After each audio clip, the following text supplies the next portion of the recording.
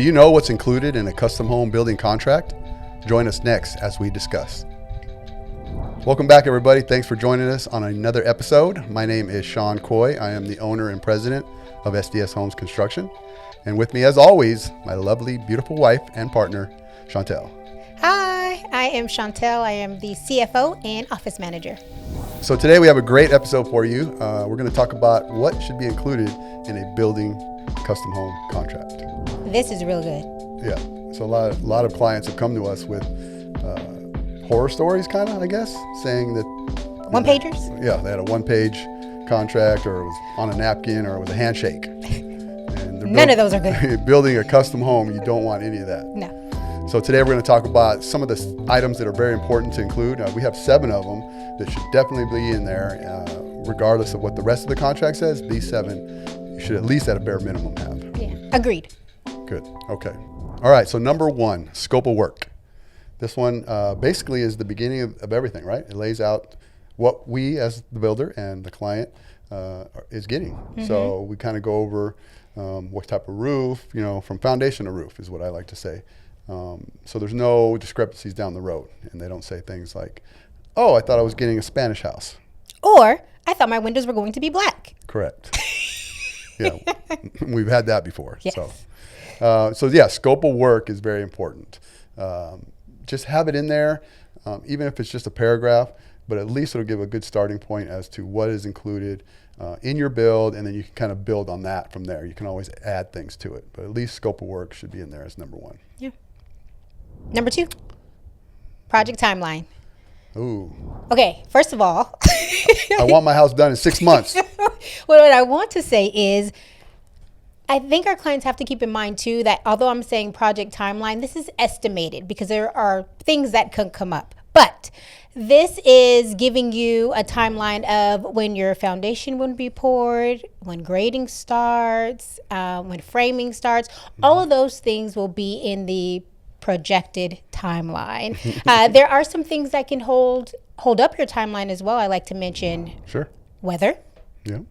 Also, what about our suppliers with either windows or your refrigerator, appliances? Chain. Thank you. Supply chain. Yep. So those things can also contribute to your timeline being changed around as well. So, but we always have a projected timeline in there, just a placeholder at least, right? So you'll know when things are happening. Right. Because you don't want that client that says, I thought this was going to take 6 months. Yeah. To build a custom home. Right. Yeah. So good one. All right. So number 3 is payment terms. Need to know how you're getting paid. Yes. And need to know how they're paying us. Correct. So there's 2 things on this one. One, they could have a construction loan. So we deal directly with the bank, and the draws are based off of completion milestones, right? Or 2, they could be self-funding the project themselves.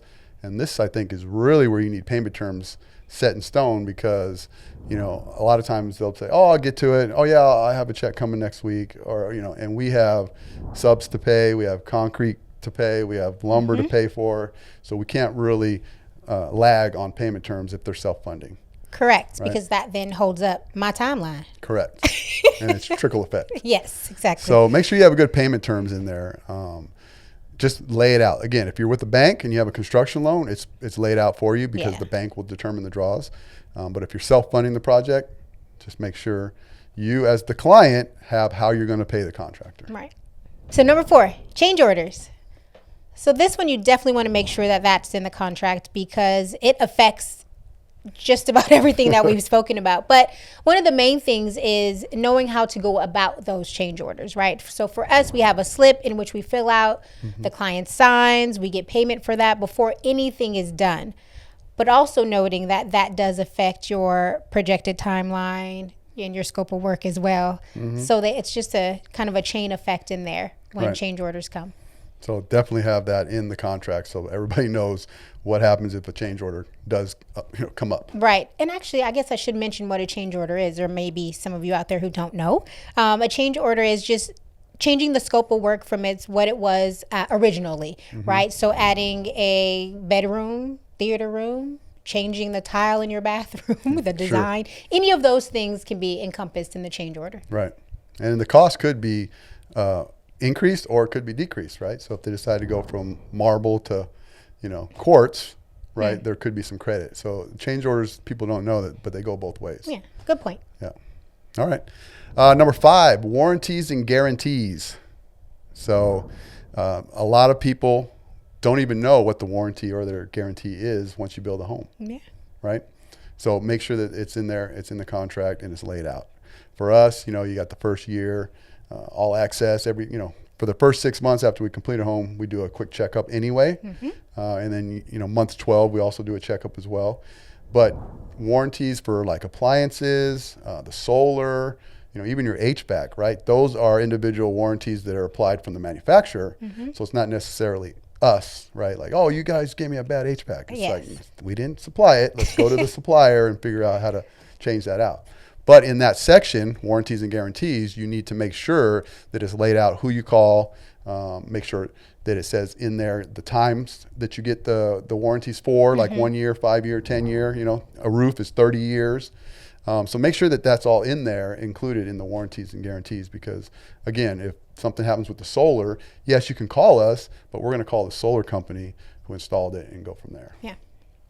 So warranties and guarantees. Yeah. Number 6. Before I even say it, let's just go ahead and knock on here. Go ahead. I know it's coming. Dispute resolution. Dispute resolution. Yes. So we have been lucky enough to not have to dispute or resolute anything. But this is important to have in there because sometimes things do come up. We have pretty good communication with all of our clients, so we are able to communicate and resolve anything that has come up. But just so they feel comfortable if anything were to come up, and for us as well, right? That we're able to, resolve anything. Right. Yeah, because you never know. They might not understand certain things and how things work. So you want to have an arbitration clause in there. Do we go to mediation first? If we can't agree on something, but as long as it's in the contract, then there's no surprises as to how it would go. Yeah. I don't think anybody would ever get there. To that point. Most disputes and are resolved pretty easily. Again, we've knock on wood, we've been lucky. Enough to not have any issues with any of our clients. Yeah. But make sure that is in the contract because it's important. Number 7, last one. My fave. Final walkthrough and closing. So you want this in the contract so that people know how they're going to receive their keys and when, right? Or they don't just move in. Right. We've had that client that moved in early and just decided to start sleeping there before we even had the close. Yeah, so, I was like, Right. So final walkthrough and closing basically goes over like a punch list, right? So there will be some items at the end that you'll need to take care of. You can red tape, blue tape, certain areas of the house. We'll make sure we come and get all those done. But the main thing is dealing with the county or the city. They have to come out and give you a certificate of occupancy, right? And they have to sign off the job card on a final saying, okay, now you can move in. And that's when we actually hand the keys over to the clients. A lot of people don't know that. They think that, it looks good enough, and then we show up one week and there's a bed in the bedroom. All of a sudden, we're not even done. What happened here? Right. So final walkthrough and closing is another item that you want to make sure you have in the contract. Yes. So that was it. I think that's all 7. That was all 7. And again, just make sure these 7 items at the bare minimum are in a contract that you sign. If you sign with us, we have a sample contract here. Look at that thick little thing there. Right. But just ask for a sample contract from your contractor. If they can't provide you one and give you something where the names are blacked out or it says sample across of it, then there might be an issue. So definitely get a sample contract, go over the items, and make sure everything's in there that you want. Yeah, I think it's also real quick to include that going through it is important, but making sure they actually understand, and if not, to please ask questions about anything that you don't understand before you sign. Yep. We're here to protect you, the client, and make sure you don't get taken advantage of. Yeah. And us too, protect ourselves? Well, yeah, it protects both parties. Yeah, okay, there you go. But I mean, we want to protect the client. Yeah. All right. Well, anything else? Nah, thank you so much for joining us today. All right. We look forward to seeing you guys again on the next episode. Talk to you soon. Bye.